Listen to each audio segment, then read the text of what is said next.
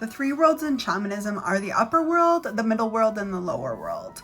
I am going to be teaching you in this module a middle world journey, which is the spiritual overlay right here on earth.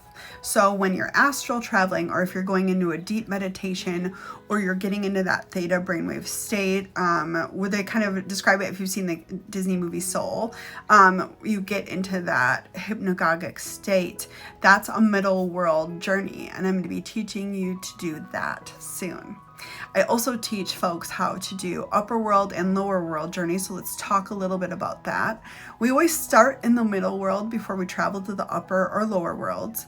Both the upper and lower worlds have a gatekeeper, so you can only get in if you're coming to connect with spirit for healing with the highest intention and good of all parties involved, including the earth and all other sentient beings. So sorcerers are not allowed into the upper world or lower world, or so I was taught.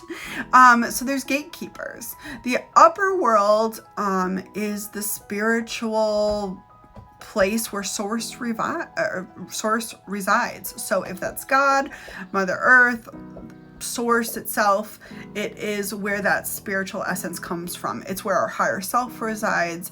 It's where we return once we have decided to leave this earthly plane. It is where gods, goddesses, angels, beings of light, ascended masters are. It's where we do soul school in between lives if we need to. Or it's where we kind of can rest if we pass on and we're not quite ready to transition for some reasons. Okay. So, that is the upper world in the shamanic purview. And then the lower world is the belly of Mother Earth. It's our subconscious. It's like being outdoors in nature. It's beautiful. There's power animals there. We can meet with our ancestors there. We can meet with our spirit guides. And sometimes there are beings of light or gods or goddesses that had earthly ties that you can meet with in the lower world too. Well, there's no hard rules, but lower world is where shaman go to do soul retrieval.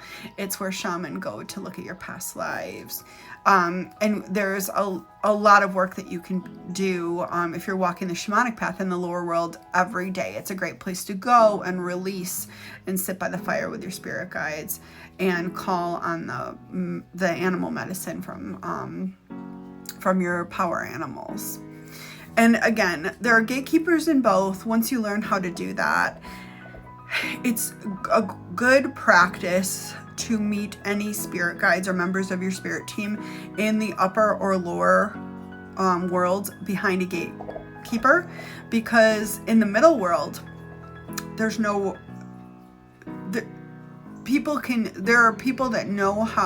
and entities that know how to shapeshift and show up in a middle world journey or meditation as something else.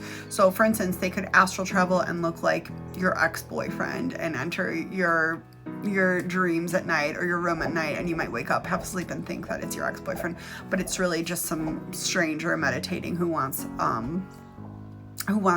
more access to you. So if anyone ever shows up and says they are your spirit guide, even if it looks like an ancestor that you knew, say that's great, let's meet down in the lower worlds. And then if they show up down there, then they are in fact them. Once you already know a spiritual guide or entity that you're working with, and you've met them either in the lower or upper world, then you can call them into a middle world journey or meditation, or even like closing your eyes during your waking hours and just having them come through.